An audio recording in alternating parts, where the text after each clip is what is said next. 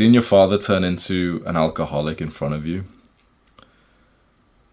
it's something I didn't understand for a long time. Because this was happening when when we moved to this house, or just before we moved to this house is when I first noticed it. I first noticed like cans of like beer being left around the house, and my mum's like face always with like total disgust. And you know, she'd kind of like show me the can and say it's like haram. It's not something we do in our religion. And I didn't understand it.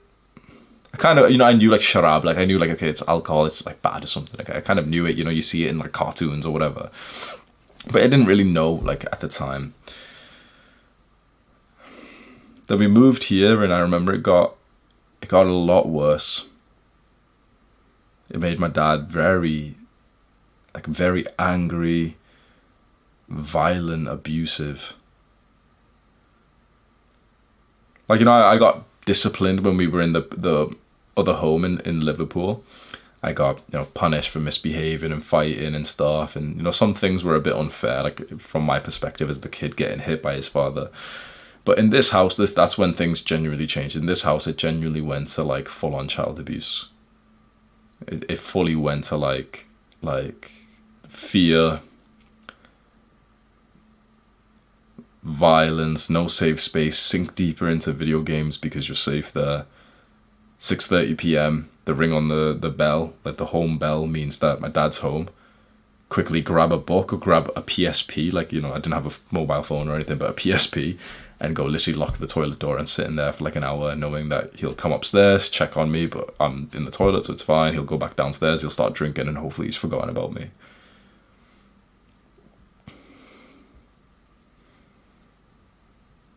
Maybe he'll check up on my room once more at 9 p.m. already drunk, finding a reason to just be angry and aggressive.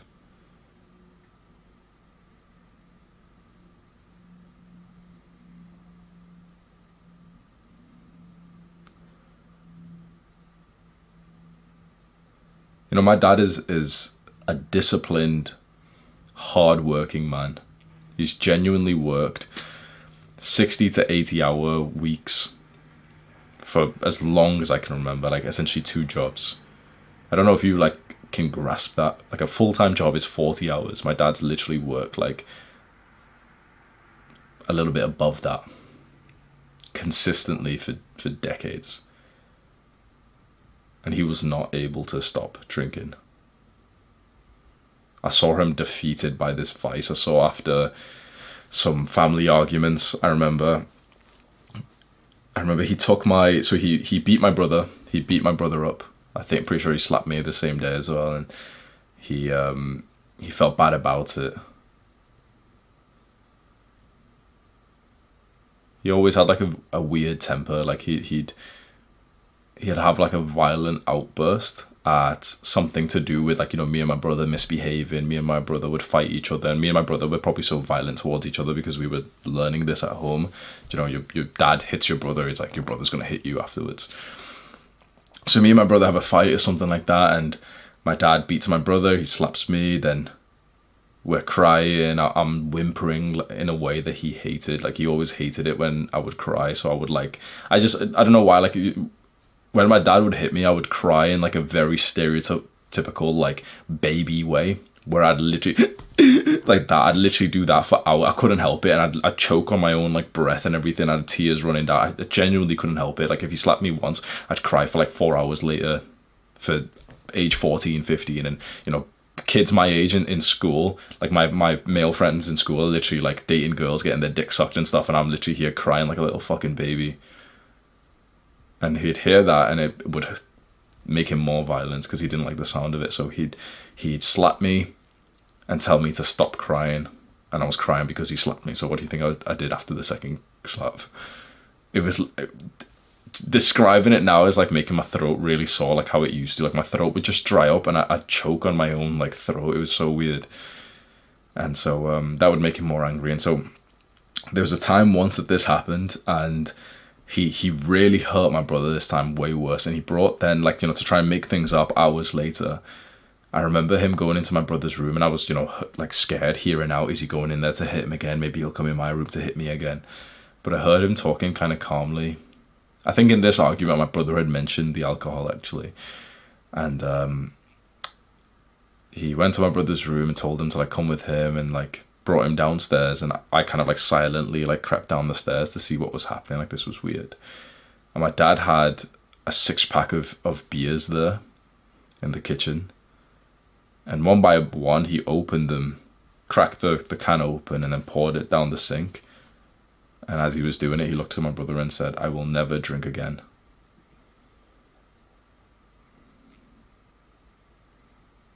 He drank again within a few weeks and continued to do so for years and years and years to this day.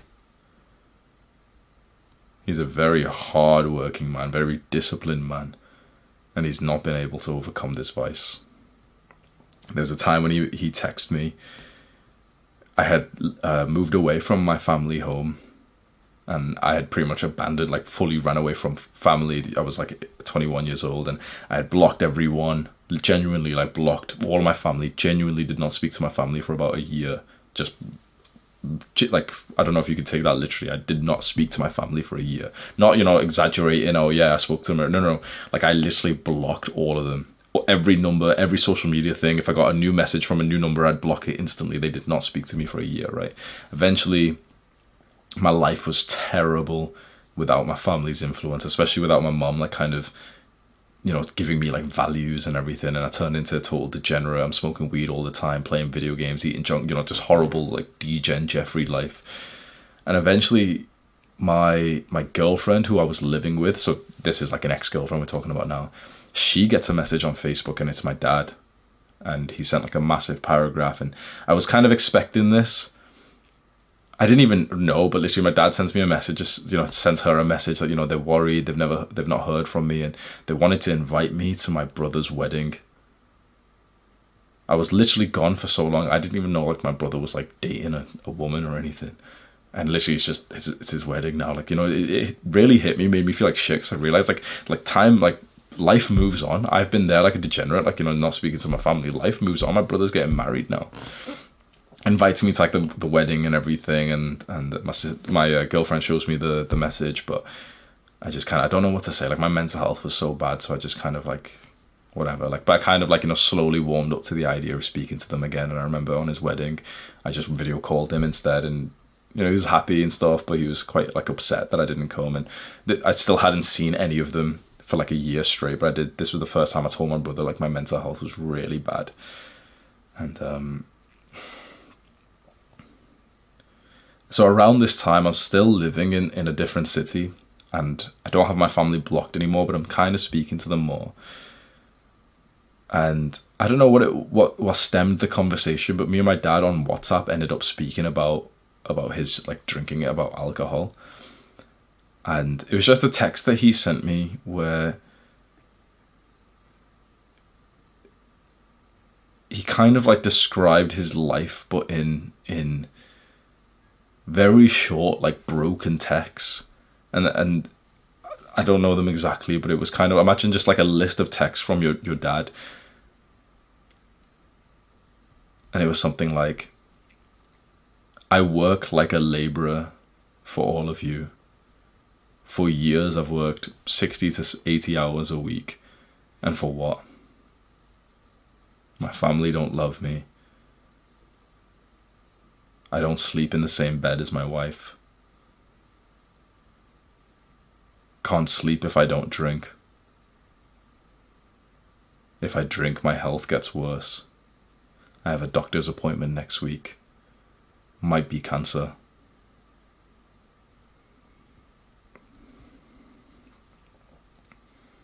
It wasn't cancer, but yeah. Like I always saw like my dad and my mum as like these kind of characters without feelings. I don't know if you can relate, but they're just invincible. That's just okay. Yeah, my dad. Like I wake up, yeah, my dad's gone. I never thought deeply. Like I wasn't conscious till I was about 22 years old. Genuinely, I was like, I've been AFK for most of my life. I've just been like brain dead for most of